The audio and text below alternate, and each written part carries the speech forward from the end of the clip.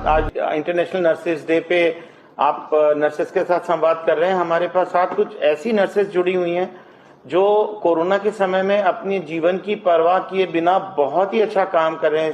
Sir अब मैं बलौदा बाजार से वर्षा गुंडानी जी को आमंत्रित करूंगी। सर, इन्होंने कोविड में अपने पति और मां दोनों को खो दिया, उसके बावजूद ये अपनी ड्यूटी पर डटी हुई है। सर सबको नमस्कार, गुड इवनिंग। नमस्कार। मेरा नाम वर्षा गुंडानी है, मैं सीएससी पलारी में पोस्टेड हूँ। अभी ये कोविड का समय मेरे लिए मेरे सास को और ननद को कोविड हो गया था, तो मैं तो इधर अपने बच्चे को लेके रह रही थी, ड्यूटी कर रही थी पलारी में। लेकिन वो कब उनका सेवा करते करते संक्रमित हो गए और डेथ हो गई। तो मैं गई थी 10 दिन उनका कार्यक्रम वगैरह वो कर, तो 11वें दिन मैंने फिर से अपने यहाँ ड्यूटी ज्वाइन करी। उसके बाद में हम तीनों माँ बेटे को वो हुआ, कोरोना हुआ। अभी हम लोग स्वस्थ हैं सर। 22 को हुआ था, मैंने 10 तारीख को ज्वाइन कर लिया और अभी हम लोग तीनों माँ बेटे स्वस्थ हैं।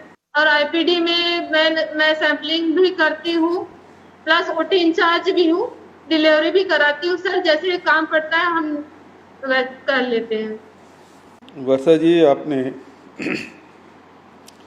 अपनी आप बीती भी बताई और हम सब इसे द्रवित भी हो गए। और ऐसे स्थिति में भी आपने अपने दायित्व का निर्वहन भी किया। जितनी भी प्रशंसा की जाए वो बहुत कम है।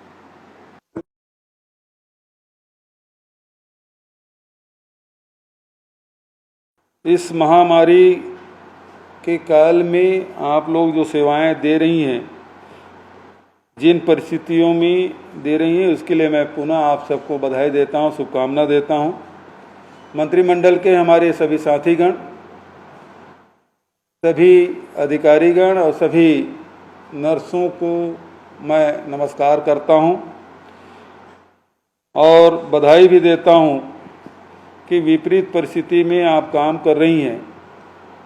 बहुत से सभी नर्सों से बात नहीं की जा सकती, लेकिन कुछ नर्सों से हमने बात की और उनके परिवार प्रभावित होने के बाद भी किस प्रकार से ऑपरेशन थिएटर न केवल वो खुद प्रभावित हुए, परिवार के लोग प्रभावित हुए, परिवार के लोगों को खोने के बाद भी जो सेवाएं आपने दी है वो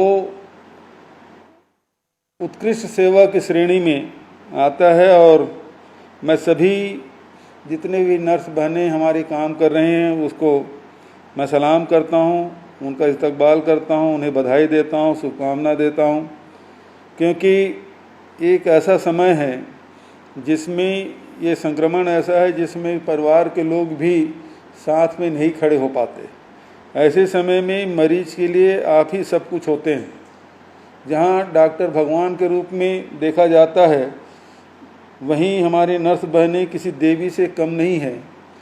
न केवल माँ के रूप में सेवा करती हैं, देख रेख करती हैं, भोजन कराती हैं, दवाई देती हैं, इलाज करते हैं और उनसे बातचीत भी करते हैं, उनको हिम्मत भी बढ़ाने का काम आप सब करते हैं।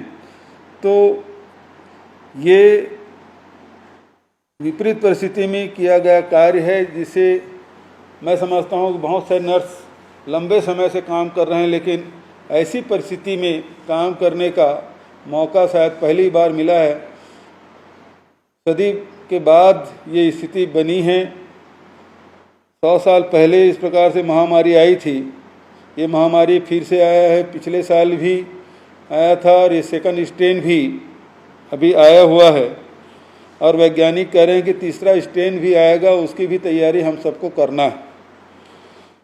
तो पहले और दूसरे स्ट्रेन ने हमें बहुत कुछ सिखाया है कि किस प्रकार से स्वयं को सुरक्षित रखते हुए मरीजों की सेवा करना है। ये हम सब ने सीखा है। तीसरा हो सकता है इससे और ज़्यादा चुनौतीपूर्ण हो, उसकी तैयारी भी हम लोगों को करना चाहिए। बहुत सारी नर्सें हैं जो आईसीयू के और वेंटिलेटर में भी सेवाएं दे रही हैं। तो अब ज़्यादा ट्रेनिंग देने की ज़रूरत है। जो स्टाफ है वो आईसीयू के भी और वेंटिलेटर में भी अपनी दक्षता हासिल करे और सेवाएं दे सके। पिछले समय केवल दवाइयों से ही इलाज हो पाता था। बहुत कम लोग हैं जिनका ऑक्सीजन लेवल कम होता था, लेकिन इस समय अधिकांश मरीजों के ऑक्सीजन लेवल कम हुए। जो हॉस्पिटल आए ऑक्सीजन लेवल कम हुआ, हाइपोक्सिया जैसी स्थिति बनी और उसके कारण से बहुत लोगों की जानें भी गई। इन परिस्थितियों में काम करने का आप सबको अनुभव हो चुका है। आगे के भी लड़ाई की तैयारी हम सबको करनी है। मैं आप सबको नर्स डे के अवसर पर बहुत बधाई देता हूं, शुभकामना देता हूं कि जिस प्रकार के मानवता की सेवा आप सब ने की है उसकी कोई कीमत नहीं है, वो अनमोल है और उसकी जितनी प्रशंसा की जाए कम है। मैं नर्स डे के अवसर पर आप सबको बधाई और शुभकामना देते हुए अपनी वाणी को विराम देने से पहले यही कहना चाहूँगा, ये लड़ाई अभी खत्म नहीं हुई है। हम सबको लगातार इससे संघर्ष करना है और जीत हासिल करना है। बहुत बहुत बधाई, बहुत बहुत शुभकामनाएं।